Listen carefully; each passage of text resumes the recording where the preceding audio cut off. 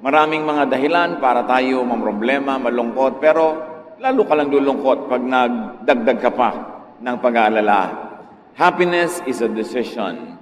And because God is God and God is in control, we can decide to be happy even though there are many reasons and temptations to be sad. Acts 10:14 to 15, Peter said, "Lord, I can't do that. I've never eaten anything that is unclean and not fit to eat." The voice spoke to him again, "When God says that something can be used for food, don't say it isn't fit to eat." Ang eksena ay nang si Pedro ay pinapakain ng Panginoon ng mga bagay na hindi kinakain ng mga Israelita dahil ito'y tinuturing nilang marumi. At sinabi ng Diyos, "Huwag mong matawag-tawag na marumi, ang ngayon ay ipinapakain ko sa iyo, therefore sinasabi ko sa iyo, malinis yan." Ang pag-aaral natin ngayon, pinamangatan, Blessed among widows. Pinagpala sa lahat ng mga balo. Isang napakahalagang kwento na kapupulutan ng mayamang aral. Salamat, Panginoon, dahil kami pinagsama-sama mo upang magdiwang ng iyong kabutihan, upang ipagdiwang namin ang isang buhay na naman, isang araw na idinagdag niyo sa amin. Turuan niyo kami na pahalagahan ang araw na ito. Huwag itong baliwalain, punuin ng reklamo at lungkot, kundi ito ipagdiwang at ipagsaya. At ngayon, dalangin namin, kausapin niyo po kami ng isang simpleng mensaheng makapagpapatibay na aming pananalig at makapagpapasaya sa aming buhay. Lead us, teach us, be our preacher. In the name of Jesus Christ, your Son, our Lord, our friend, we pray with thanksgiving. Unang Hari, 17, 1 hanggang 15. Si Elias ay isang propetang taga-Tisbe sa Gilead. Sinabi niya kay Ahab, "Saksi si Yahweh, ang buhay na Diyos ng Israel na aking pinaglilingkuran, hindi uulan, ni hindi magkakahamog sa mga darating na taon hanggat di ko sinasabi." Pagkatapos sinabi ni Yahweh kay Elias, "Umalis ka rito at magtago ka sa batis ng Karit, sa silangan ng Jordan. Maiinom mo ang tubig sa batis ng Karit, at may inutusan ako mga uwak na maghahatid sa iyo ng pagkain." Sinunod nga ni Elias ang sinabi ni Yahweh. Lumakad siya at nanirahan sa may batis ng Karit sa silangan ng Jordan. Umaga't hapon, may mga uwak na nagdadala sa kanya ng pagkain at sa batis naman siya umiinom. Ngunit dumating ang panahon na natuyo na rin ang batis. Kaya sinabi sa kanya ni Yahweh, "Umalis ka rito, pumunta ka sa Sarepta, sa lupain ng Sidon. May inutusan akong isang biyuda na magpapakain sa iyo roon." Pumunta nga siya roon at nang papasok na siya sa pintuan ng lungsod, nakita niya ang biyuda na namumulot ng panggatong. Sinabi niya sa babae, "Maaari po bang makiinom?" Aalis na ang babae upang ikuha siya ng tubig nang pahabol niyang sabihin, "Kung maaari, bigyan mo na rin ako ng kapirasong tinapay." Sumagot ang babae, "Saksi si Yahweh, ang inyong buhay na Diyos, na wala na kaming tinapay. Mayroon pa kaming kaunting harina at ilang patak ng langis. Namumulot nga ako ng panggatong upang lutuin iyon at makakain man lang kami ng anak ko bago kami mamatay." Sinabi sa kanya ni Elias, "Huwag ka mag-alala. Pumunta ka na at gawin mo ang iyong sinabi, ngunit ipagluto mo muna ako ng isang maliit na tinapay at pagkatapos magluto ka ng para sa inyo. Sapagkat ganito ang sabi ni Yahweh, Diyos ng Israel, hindi ninyo mauubos ang harina sa lalagyan at hindi rin matutuyo ang langis sa tapayan hanggat hindi sumapit ang takdang araw na papatakin na ni Yahweh ang ulan." Ginawa nga ng babae ang utos ni Elias at hindi naubos ang pagkain ni Elias at ng mag-ina sa loob ng maraming araw. Isang kagilagilalas na kwento na patuloy pa rin at maaaring maganap sa buhay natin ngayon. Isa-isahin natin at pulutan ng mga aral na maia-apply sa buhay natin ngayon. 1 Kings 17, 8-9. The Lord told Elijah, "Go to the town of Zarephath in Sidon and live there. I've told the widow in the town to give you food." Nabasa na natin ang unang kabanata ng kasaysayang ito. Si Elijah ay pinaalis ng Diyos doon sa kabayanan sapagkat ilang taon nang hindi umulan. Walang ani, walang pagkain, walang tubig. Namamatay ang tao sa gutom. At sabi ng Diyos kay Elijah, pumunta ka doon sa batis ng karit, sa isang liblib na puok, yun ang iinumin mong tubig, at may mga inutusan ako mga uwak na magdadala sa iyo ng pagkain. Alam niyo ang mga uwak, paano sila nagkakaroon ng pagkain? Bigla-bigla na lang silang lumulusob sa mga pagkain, mga nakahain ng mga pindang, ng mga daing, mga pagkain ng mga tao, ninanakaw nila actually. Kaya mga uwak ay considered na unclean bird. Hindi kailanman kakainin ng mga Israelita ang anumang bagay na may kinalaman sa mga uwak, lalo't mga uwak ang nagdala.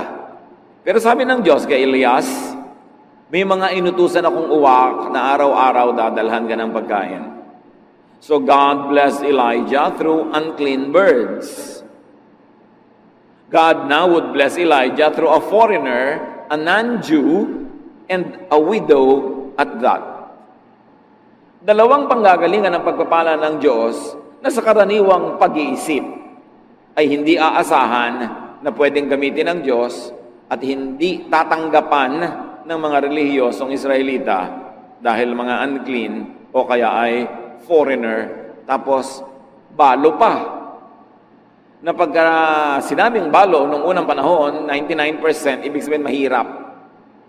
Kasi bihira namang balo ang merong kayamanang minamana o kaya ay may sariling negosyo o hanap buhay. Kaya pag sinabing balo, karamihan din gutom, mahirap, salat sa mga pangangailangan. Dalawang pagmumulan ng pagpapala na sa karaniwang pag-iisip ay hindi gagamitin ng Diyos sa tingin ng mga relihiyoso. Pero Diyos mismo ang nagsasabi, meron naman akong bagong supplier para sa iyo, isang mahirap na balo. 1 Kings 17, 10-11. When Elijah came near the town gate of Zarephath, he saw a widow gathering sticks for a fire. "Would you please bring me a cup of water?" he asked. As she left to get it, he asked, "Would you also please give me a piece of bread?" Namumulot ng mga tuyong kahoy ang babaeng ito upang gawing panggatong, fuel para siya gumawa ng apoy at makapagluto ng last meal nilang mag-ina. So may imagine natin sigurong tuyong-tuyo ang kanyang balat, nakakapit na sa buto ang kanyang balat dahil wala na siyang taba at wala siyang laman. At ngayon ay para siyang kalansay na namumulot ng mga tuyong kahoy sa isang kalansay na landscape dahil walang buhay na halaman. Nakakalungkot. At lumapit sa kanya ang propeta at sinabi, "Bigyan mo nga ako ng tubig." At sa kabila ng lahat, nakulang na nga ang tubig, buong puso namang tumalima ang babaeng ito at papapunta na siya sa kanyang tahanan para kumuha ng tubig.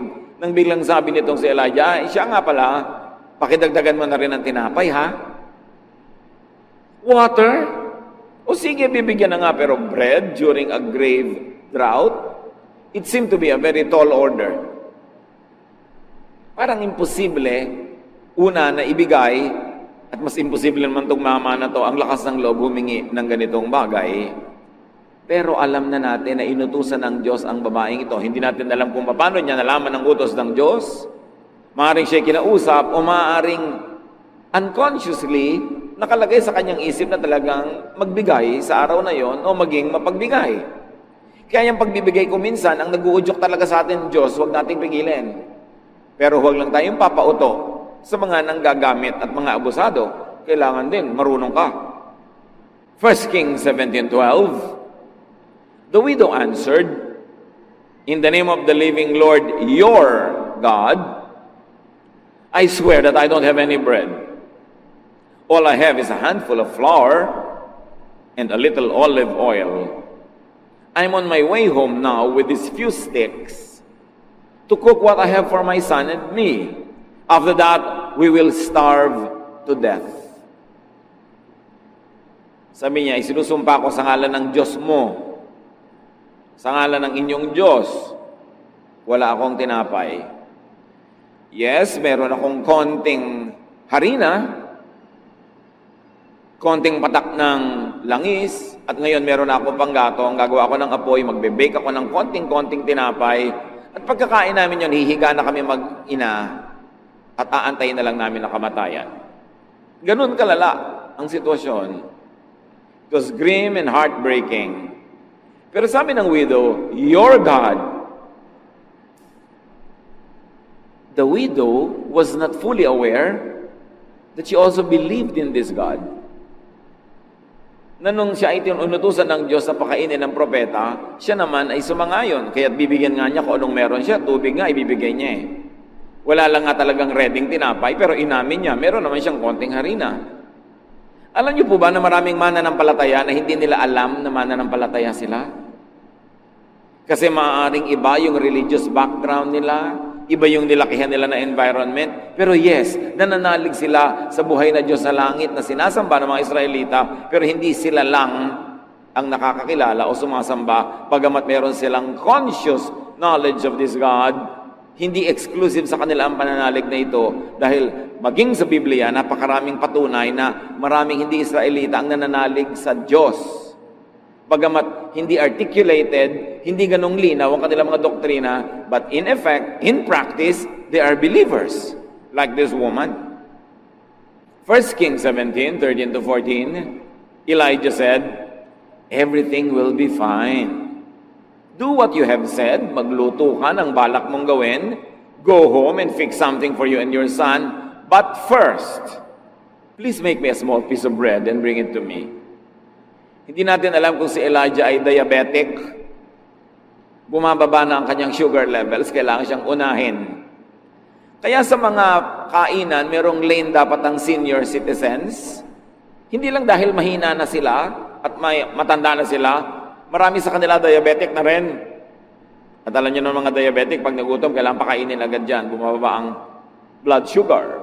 Well, we don't know if that's the case of the prophet. Pero sabi niya, sige, gawin mo yung balak mo magluto para sa inyong dalawa.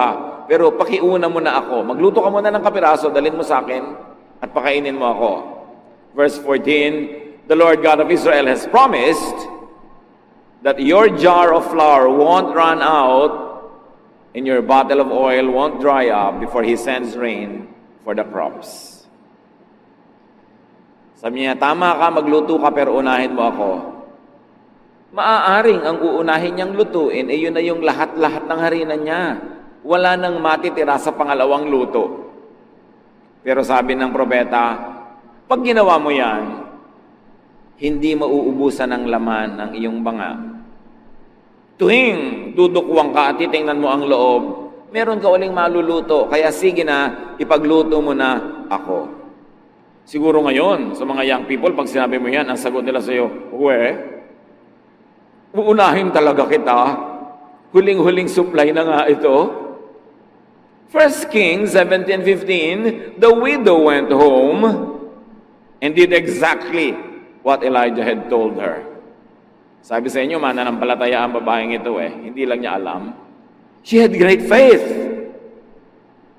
She was a believer, better than most people, na yung pananalig nila ay nakadoktrina, nakakwadro, nakasulat, nakadikit sa refrigerator, pero hindi naman ginagawa sa totoong buhay. Ang mga paniniwala nila ay malinaw na malinaw, ipinaglalaban, ipinagtatalo, nakikipagdigma sila at nakikipagdebate, pero sa totoong buhay, hindi naman sinusunod.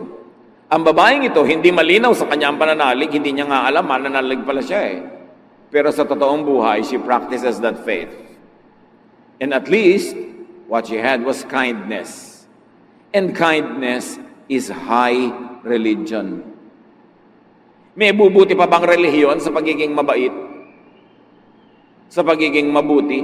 Aanin mo ang relihiyon kung di ka naman mabait at mabuti. So ang babae ay sumunod. At sabi ng Bible, she and Elijah and her family had enough food for a long time. Dahil sinunod niya ang utos sa kanya ng Diyos, sinunod niya ang sabi ng alagad ng Diyos, she practiced that faith which was not articulated by doctrine, but nevertheless was articulated by her deeds, and you will know a tree by its fruits, sabi ni Jesus. Matapos siyang magluto para sa propeta, ang bango nun. Alam niyo yung bagong bake na tinapay? At ang mga Israelita noon, magpapainit sila ng bato, lalagyan nila ng gatong yung ilalim ng bato, iinit yung bato, mainit na mainit, doon nila ipapatong yung harina na may konting langis. At kung may supply, baka may itlog pa yun na isinama, pero ngayon, langis lang talaga at konting oil at harina. Ang bango nun, lalo sa taong gutom, pero tiniis nilang mag-ina ang gutom nila, ibinigay muna nila sa propeta. And lo and behold, natingnan niya uli ang kanyang banga, may bago na namang harina doon, nag-bake siya, at araw-araw, sa tinagal-tagal ng panahon, bago umulan at tumubo uli ang mga halaman at makarecover ang ekonomiya, yun ang naging pagkain nila. Kung ipinagkait niya, kung nakinig siya sa word, at naging selfish siya, meron siguro silang nakaing last meal, pero yes, last na talaga. So she was blessed among so many widows. Maraming aral, at natitiyak ko ngayon pa lang, na process na ng marami sa ating kanong aral, sa ating personal na buhay. Pero dagdagan pa natin. More blessings could await those who help God's chosen servants. That's what the story says.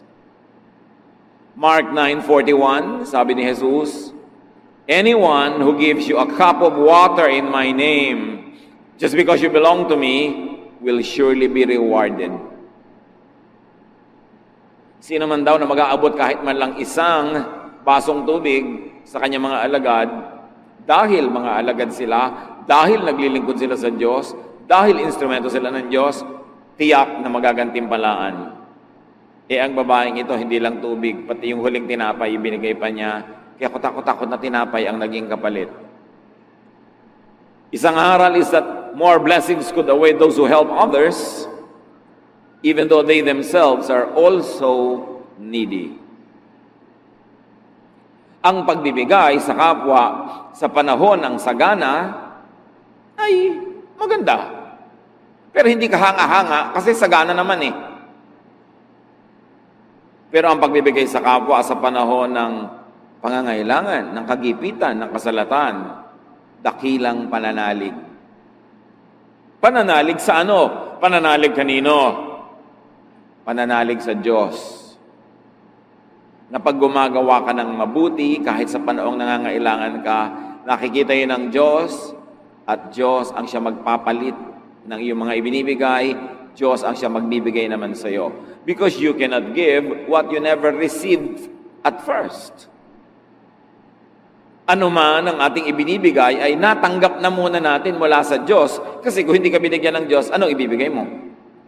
You were born into the world with nothing. And you will go out of this world with nothing. Wala namang ipinanganak na may dala ng ari-arian, kayamanan, etc. Kaya kung meron man tayong ipapamigay, yun ay dahil lang nakatanggap na muna tayo. Kaya napakamali na hindi magbigay. Kasi ikaw nabubuhay dahil lang tumatanggap ka sa Diyos. Gumagamit ang Diyos sa mga instrumento, pero lahat ng mabuting bagay ay galing sa Diyos. Paano mo ngayon haharangan yung daan ng pagpunta sa iyo ng biyaya sa pamamagitan ng pagharang do sa daan na papalabas mula sa iyo at patungo sa iba? Iisang daan yon. The same way that God uses to give you is the same way that you will use to give to others. When you close that road so that you won't have to give to others, you also close the same road that God uses to give to you. Pag naging maramot ka sa kapwa, pinipilit mo ang Diyos na maging maramot din sa iyo. Kasi ang sabi ni Jesus, give and it shall be given to you. Magbigay ka at ibibigay din sa iyo. Sa katunayan, dahil ibinigay na sa iyo, kaya magbigay ka. Kung sobra ka magpapakatalino, magpapaka-wise, magpapaka-selfish, you will survive for a few days, but beyond that, no more. Kaya ang tunay na matalino, mapagbigay. E paano pa kung hindi ka lang matalino at maka-Diyos ka pa, di lalo ka mapagbigay? Hindi matalino yung maramot. Akala ng iba, katalinuhan yun, be wise. No. Pwede mo ba naman mawawisan ng Diyos? Siya na nakaabang, naghihintay, nanonood sa lahat ng ating ginagawa. Pwede mo bang mailihim sa Kanya na ang damot-damot mo? Because in the same way you give, it shall be given to you. Alam ng mga taong generous kung gaano ka-generous ang Diyos. Ang mga kuripot, hindi nila mararamdaman yung generous giving ng Diyos. Kasi kuripot din ang pagbibigay sa kanila. Hindi ba kayo nakakahalata? Yung mga kuripot, yung mga hindi mapagbigay, yung mga mararamot, habang buhay nagtitipid. Habang buhay, tuos ng tuos. Habang buhay, kwenta ng kwenta. Habang buhay, tiis ng tiis. Kasi yun ang style nila. Pag tinitiis mo ang iyong kapwa, titiisin ka rin ng langit. Pag binemenos, nililiitan, kinokontian mo ang bigay sa iba, di konti rin ang dating ng blessing sa'yo, kaya katipid ng tipid. Sasabihin ng iba, alam mo, kaya ako nabuhay ng matagal, katitipid ko. Hindi nila naiintindihan, kaya ang tagal mong tipid lang ng tipid, kasi kuripot ka. Imposible ba sa Diyos na buhusan ka ng pagpapala pag gusto niya? Sino makakapigil sa Diyos kung gusto kanyang palangoyin sa pera? At sino naman ang makakapigil sa Kanya kung ayaw Kanyang bigyan? Alam niyo kung sino ang makakapag-udyok sa Diyos at makakapigil sa Diyos? Tayo rin. Because in the same way you give, you receive. What you do to others, they do unto you, and God does to you. Ang tunay na matalino, mapagbigay. Kasi ang pagbibigay ay pagtatanim. At ang pagtatanim ay pag-ani. Hindi man yung binigyan mong eksaktong tao ang anihan mo, aanit-aani ka sa iba. Kasi si Jesus ang may sabi, what you plant, you harvest. Pero ang pinagkakait, ipinagdadamot mo sa iba, ipagkakait at ipagdadamot din sa iyo ng langit. Kaya maging mapagbigay dahil matalino at lalo naman kung dahil maka-Diyos. More blessings could await those who believe that God will provide. Alam niyo yung karamutan, ibig sabihin nun, hindi ka masyadong naniniwala that God can provide for your needs. Therefore, you have to be very wise, you have to be very selfish, sometimes you have to be very greedy, that you can cheat and steal from others dahil hindi ka naman bibigyan ng Diyos kung hindi ka magnanakaw. Hindi ka papakainin ng Diyos kung hindi ka magiging makasarili. Yun ang sinasabi ng mararamot. Kaya hindi nakakatuwa sa Diyos yun. Of course, hindi naman ibig sabihin ako maka-Diyos ka, bulagsak ka na. Tapon ka na lang ng tapon, bigay ka na lang ng bigay kahit sa hindi dapat bigyan. But do not let needs and famines scare you. Do not let needs and famines take away your humanity and kindness away. Yes, merong panahon ng taggutom, pero Diyos pa rin ang Diyos sa panahon na yon. Yes, may panahon na wala kang kita, wala kang trabaho, wala kang negosyo. Yes, may panahon na lugi ka. Yes, may panahon na salat at kulang na kulang ka. Pero ang Diyos ay nakaupo pa rin sa kanyang trono at siya pa rin ang Diyos. Ang mahalaga sa mga panahon na ganito, manatiling tapat, manatiling nananalig, at manatiling mabait. Hindi sapat na dahilan ng ating mga kasalatan at pangangailangan para tayo maging maramot at masama sa kapwa. Ang tunay na nananalig, you will be good in spite of needs, in spite of wants, in spite of poverty. Hindi ka bayanihan sa mayaman na magbigay kasi hindi naman niya babawasan ang pagkain sa plato niya. Bagamat kabutihan yon. Pero kabayanihan sa taong kokonti na yung pagkain niya, sasaluhan pa niya ang iba. Sa palagay nyo, hindi yun nakukwenta ng Diyos? Hindi yun nakikita ng Diyos? Kaya ang karukhaan ng pangangailangan ng paghihirap ay napakalaking tukso Akala ng iba, ang tukso lang isang babaeng nakabikini na nakaupo sa malaking plato o isang gwapong lalaking nakatrunks at kikindat-kindat sa'yo. Laging yun lang ang tukso. No! Ang kahirapan ay kasalatan ay napakalaking tukso na maging maramot, na maging makasarili. Tukso rin yun. At yung pagyaman, malaki ring tukso. Kasi yung yumayaman, lalong gustong yumaman. Kaya napapansin nyo, mas yumayaman, marami, mas kumukuripot pa. Kasi tuwang-tuwa siyang dumadami yung iniipon niya, nagiging Diyos na niya yon. Tukso rin yon. Maraming tukso. Pero kung nakafocus ka sa Diyos, hindi ka malilito ng ganito mga bagay. So this widow was really a believer, though she was not an Israelite. But she was better than all of those Israelites at that time because she was the only widow blessed by God during that famine. Not one widow in Israel was blessed. So be discerning. Yes, be good, but be discerning even in dispensing kindness. Hindi ibig sabihin ng kabaitan ay kawalan ng talino. Alam niyo naman, sabi nila, kapatid ng kabaitan ang kablangkan. Madalas talaga nakakalito yung dalawang yon, kung mabait ka ba o blank. Pero ang tunay na makadiyos, mabait pero matalino. Be discerning in dispensing kindness, especially to religious opportunists. Marami mga oportunistang relihiyoso, gagamitin ang verse na ito para katasan ng mga widows, katasan ng mga mahihirap, makuha ang mga pera nila, mapunta sa isang bundat na bundat, busog na busog, at ang yaman-yaman ng mga relihiyosong leaders. So matalino ka rin, and be discerning, especially in entrusting scarce resources to others. Konti na nga yung resources mo, yes, nagbigay yung babae, pero hindi kahit kanino na lang, ibinigay naman niya dun sa propeta na sinabi ng Diyos ay bigyan niya. Matthew 10:16, sabi ni Jesus, be as wise as snakes and as innocent as doves. So kailangan wise ka kung mananampalataya ka, hindi ka blank. Hindi ko mo mananampalataya ka, blank ka na. Dapat matalino ka. Kailangan nag-iisip ka, hindi ka basta bigay ng bigay.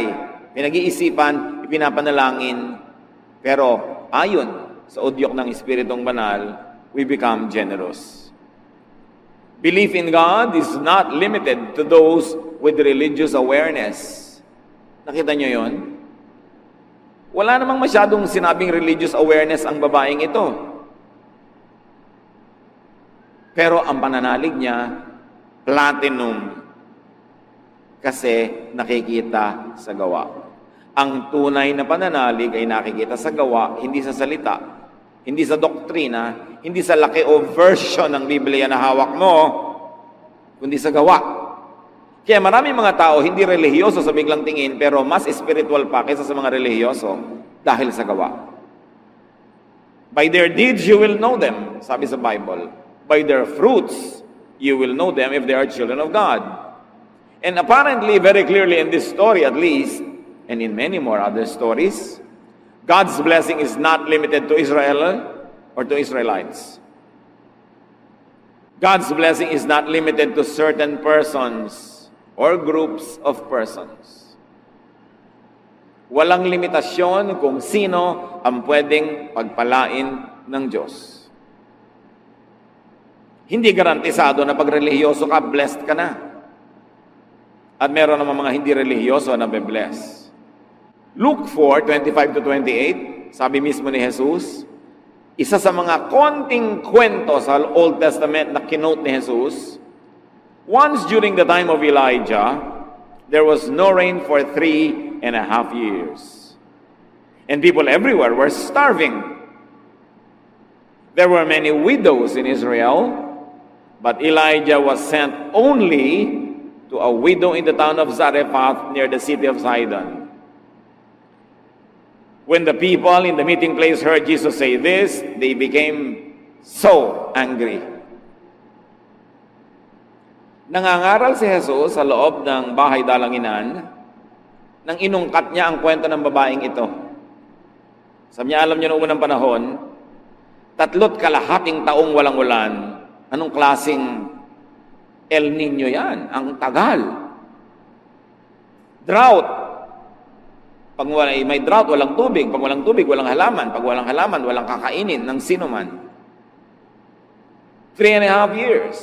Kung may itinago ka man, ubus na dahil 3.5 years. Sabi niya, wala ni isang babaeng balo sa Israel na pinagpala at pinili ang Diyos, kundi ang babaeng ito na taga Sidon, meaning Gentile, hindi Israelite. Sabi ganon, siya lang ang pinagpala ng Diyos. Nagalit ang mga banal at relihiyosong Israelita na nakikinig noon sa sermon ni Jesus. Bakit sila nagalit? Because the Jews had always thought of and considered themselves as special and favored. Sobra na nilang napapaniwala ang kanilang mga sarili na napaka-espesyal nila sa Diyos. Sila lang ang mahal ng Diyos, sila lang ang anak ng Diyos, sila lang ang itinangi ng Diyos. At yan ay binasag ni Jesus sa napakaraming pagkakataon. Ipinamukha niya sa mga Israelita, you are not as special as you think. At sabi ni John the Baptist, kahit ang mga batong ito, pwedeng gawin ng Diyos na tagasamba sa Kanya kung kayo mga Israelita hindi sumasamba. Sobra kasing naging ethnocentric ang mga Israelites. Sobrang yumabang sila. Sila lang ang blessed. At sabi ni Jesus, alam niyo ba? 3.5 years, not one widow in Israel was blessed, but this outsider was blessed. Because God blesses whom He likes to bless. Hindi mo pwedeng limitahan ng Diyos na yung gusto mo lang i-bless niya, ang i-bless niya. The Lord told Moses that He has pity and mercy on anyone He wants to. Kung sino man ang maibigan ng Diyos sa kaawaan, tulungan, sino ang makakapigil sa Kanya.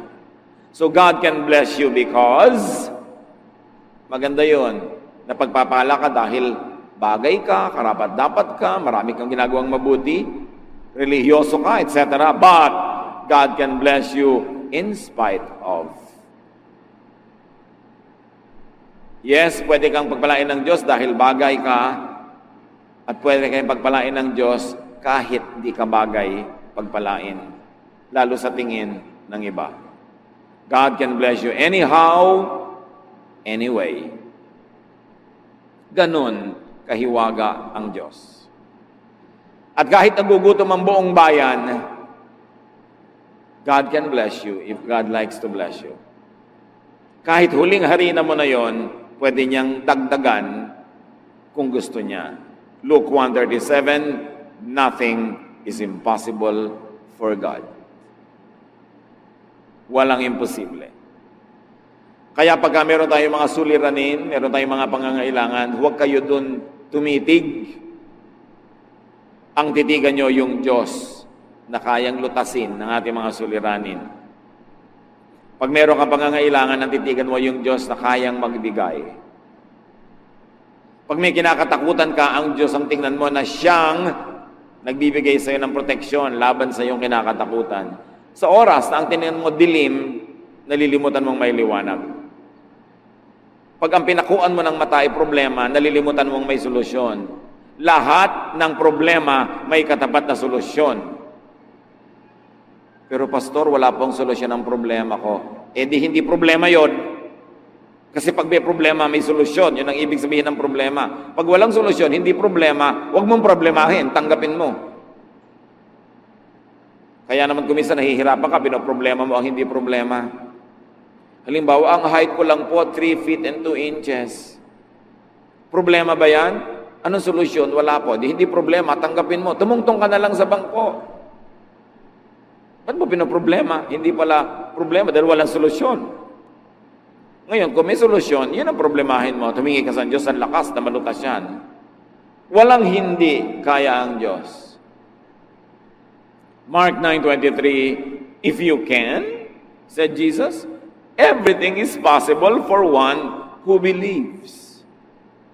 Bakit may nangyayari sa iba at sa iba wala?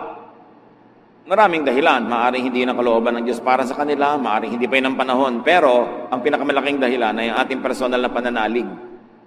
Sabi dito ng mga humihingi ng himala kay Diyos, kay Jesus, kung kakayanin niyo po, kakayanin ninyo, natulungan kami. At sabi ni Jesus, kung kaya ko, siyempre kaya ko.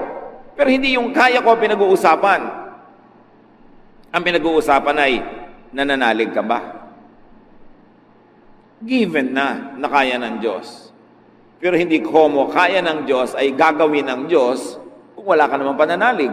So yung pananalig mo ang susi na magbubukas sa lock ng pagpapala ng Diyos. Yes, may pagpapala sa loob, meron, kaya niya, pero ang magbubukas doon ang iyong pananalig. Kaya kailangan nananalig. What are your needs? Tulad ng babaeng yan, may mga pangangailangan tayong lahat. Ewan lang kung merong mas sisidhi pa sa pangangailangan niya, nakakain na sila ng huli nilang pagkain mag-ina at mamamatay na sila. Ewan kung may makakaproduce ng mas malalapad dyan at wala. Therefore, may solusyon ang needs na yan. Nakakita na ba kayo ng banga na hindi naubusan ng laman? Huwag niyong masabi-sabing wala dahil kakatingin-tingin lang natin. Meron. At kung nakabukasan yung spiritual eyes, you must have seen it already. Hindi ito kwentong kutsero. Hindi ito kwentong barbero. Ito ay Biblia na pinag-uusapan natin. Salita ng Diyos. Merong banga na hindi nawawala ng laman. At yung bangang yon, pwedeng banga mo sa bahay. Sa katunayan, baka nga kaya buhay ka pa ngayong kapatid kasi hindi naubos-ubos yung banga. Hindi mo lang nahahalata na pinagpapala ka ng Diyos. Kasi kung hindi ka pinagpapala ng Diyos, dapat matagal ka ng patay. Dapat matagal ka nang namatay sa gutom, nasagasaan ka na ng lahat ng tricycle at tren at kotse, sa lahat ng pagtawid mo sa lansangan, nahulog ka na sa lahat ng kalsada, nalunod ka na sa lahat ng swimming pool, nalason ka na sa lahat ng pinagkakakain mo sa mga tabi-tabi. Buhay ka pa nga, hindi ka ba malaking himala ng Diyos? Tapos nalilimutan natin, yes, himala tayo ng Diyos. Kailangan pa ba talagang may mga trompeta ng anghel, mga kulog at kidlat at mga kampana para malaman mo naghihimala sa buhay mo ang Diyos? And most of the time, we are ungrateful, blind to the blessings of God dahil hindi tayo nakatingin. O pagtingin mo, mayroong laman, sabi mo, ay, walang palaman. Walang dressing. Nalilimutan natin kasi kuminsan yung pagpapala kasi ang hinahanap natin yung icing, ang laki-laki ng cake na nasa harap mo. Nandito pa tayong lahat dahil katulad tayo ng babaeng ito. Up to this moment, at the very least, hindi na ubusan ang banga nyo. Kahit mga kuminsan napakaburara natin, napakapabaya, kuminsan hindi maingat, pero ayan, buhay pa rin tayong lahat. God can bless you. And remember this, God can bless you even through ravens. Kahit unconventional at unclean, maruruming mga uwak, ginamit ng Diyos para kahit panandalian, buhayin yung kanyang anak na walang makain. So, hindi na kailangan magselan-selan ka, lalo sa panahon ng pangangailangan. Nauunawaan niya ng Diyos at may ganap at sapat na mga halimbawa sa Biblia.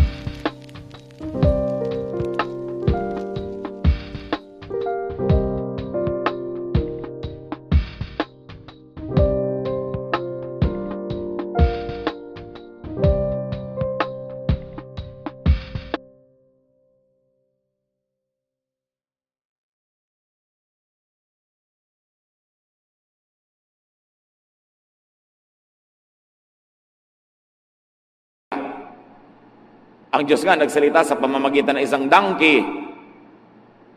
Pinagpala ng Diyos ang mga spies ng Israel through a prostitute, Rahab. Marami mga relihiyoso ngayon, mas maselan pa doon sa mga karakter sa Bible na pinagpala talaga ng Diyos. Meron pa, walang katrabaho sa buhay, tapos may nag-alok, kaya lang may trabaho pag linggo. Ayaw payagan ng kanyang religious leader na magtrabaho dahil linggo kailangan nasa church. Namamatay ka na nga sa gutom, hindi ka matatanggap ng trabaho, di magsimba ka pag Miyerkules, pag Huwebes, pag Sabado. Tatanggihan mo yon. Meron pa nga nagtatanong, paano po yan? Nagtatrabaho po ako sa ganito, ganun. Nasabi po ng leader namin, hindi daw banal yung pabrika na yon, hindi daw banal yung trabaho na yun. May iba ka bang choice ngayon? Wala nga po. Di binibigay sa ng Diyos yan para ka mabuhay kahit panandali. Di maghanap ka ng iba. Pero habang hindi ka nakakahanap, ang gusto mo, magpakamatay ka sa gutom. Patayin mo mga anak mo nakaasa sa'yo dahil ang banal-banal mo. Itong ang propeta, pinakain through these ravens. And this prophet, a man, was fed by a widow. Meron bang imposible sa Diyos kung gusto kanyang pagpalain? Kaya sabi ni Pedro, hindi po ako makakakain yung mga yan, marumi. At sabi ng Diyos, wag na wag mong matatawag na marumi ang ipinapakain ko sa iyo. Ako ang nagpapakain. The earth is the Lord's and everything in it. And no one can and should stop God to bless you kahit yung pagiging maselan mo na may relihiyoso, meron kang dapat tanggapin lalo sa oras ng kagipitan at tanggapin mo yon na nanggagaling sa amang umuunawa at nagmamahal sa iyo. Galit na galit ang mga Bible-based Christians sa mga puon-puonan, sa mga idols, sa mga Diyos-Diyosan. Pero yun ay yun lang mga Diyos-Diyosan na rebultong kahoy or chalk or calendar o picture. Pero maraming born-again Christians, evangelical Christians, pero ding puon-puonan at mga imahen. Ano yon? Mga doktrina tungkol sa Diyos na hindi tumpak. A misrepresentation of God through very narrow doctrines is also an idol. Because the definition of an idol is a misrepresentation of God.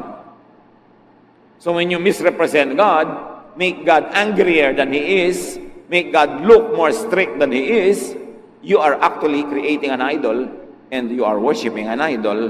Parehong bawal lang yun.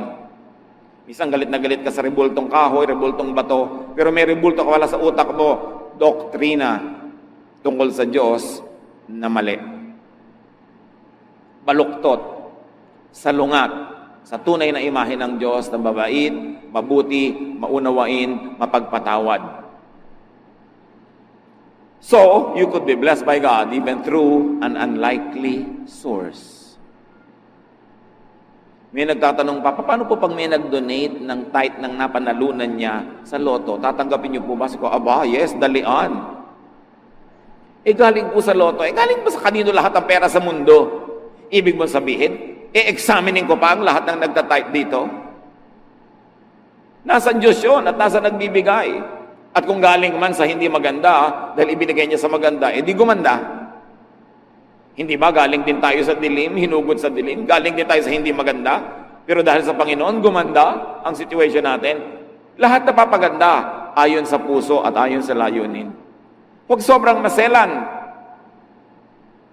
Wala nang ang trabaho, magbibitiw pa sa trabaho dahil sa religious arte. Lalo kung may pananagutan ka, may mga pakainin ka sa buhay mo, tanggapin mo yan bilang pagpapala sa Diyos. At kung hindi ka masyadong komportable, di maghanap ka ng iba, pero habang wala pa, bakit ka naman tatalon from the frying pan to the fire? Na nasa banig, lilipat sa sahig, sabi ng matatanda. Don't be so squeamish. Minsan, mas baselan pa tayo sa Diyos. Mas banal pa tayo sa Diyos. Kasi meron tayong mga paniniwalang hindi naman totoo dahil nahuhubog ang paniniwala natin sa Diyos through doctrinal idolatry. Idols din yun. Dapat din yung basagin. Dapat ipakilala ang Diyos kung sino talaga siya at kung paano siya nagpakilala sa Biblia. Hindi lang siya isang snapshot. Yes, there were moments when God was strict. There were moments when God was angry, but those were just snapshots. Parang snapshot ng balance nyo sa bangko. Hindi ko may laman yun. Nung nag-apply kayo ng visa, ibig sabihin may laman pa yun ngayon. Di ba? Naiiba-iba rin yun. Maraming snapshots ang Diyos. Hindi siya pwedeng ikulong sa isang snapshot lang. Dapat malawak ang pagtingin mo sa Kanya kasing lawak ng presentation ng buong Biblia sa Kanya. Don't limit God. So do not focus on your needs, but focus on the giver, the Lord. So are you needy? Anong mga pangangailangan ninyo? Anong mga kalungkutan ninyo? Anong mga kasalatan? Hindi yan excuse para maging masama. Hindi yan excuse para maging masungit. Hindi yan excuse para maging maramot. Lahat tayo may hinihilang buntot. May mga pabigat sa buhay, pero hindi excuse yun para ilabas mo yung sungay. Mas may hinihila kang bigat, mas gumaganda pagka kagandahang loob, kagandahang asal ang ating ipinapakita. Kahit na may problema ka, pwede kang ngumiti. Kasi ang pagsimangot naman, hindi masosolve yung problema mo eh. So huwag tayong pabigat sa sobrang dami ng mga issues. Huwag nating lilimutin ng Diyos kasi siya ang laging tumutulong sa atin. At kaya niya tayong tulungan kung iibigin niya. Yung puso natin ang ilagay natin sa tama. Makinig tayo sa udyok ng Espiritong Banal. Huwag tayong matakot sa famine. This widow survived it. And there's no reason why anybody cannot. Basta tayo kakasihan ng Diyos at pagkakalooban niya ng pagpapala. So sa Kanya tayo umasa, sa Kanya tayo manalig, at yung turo niya ang ating sundin. Ama namin, salamat dahil kayo'y laging nandyan, hindi nag-iiba. Sa katunayan, kami ang patunay na kayo'y himala. The mere fact that we're here now is a testimony to your miracles. Many miracles.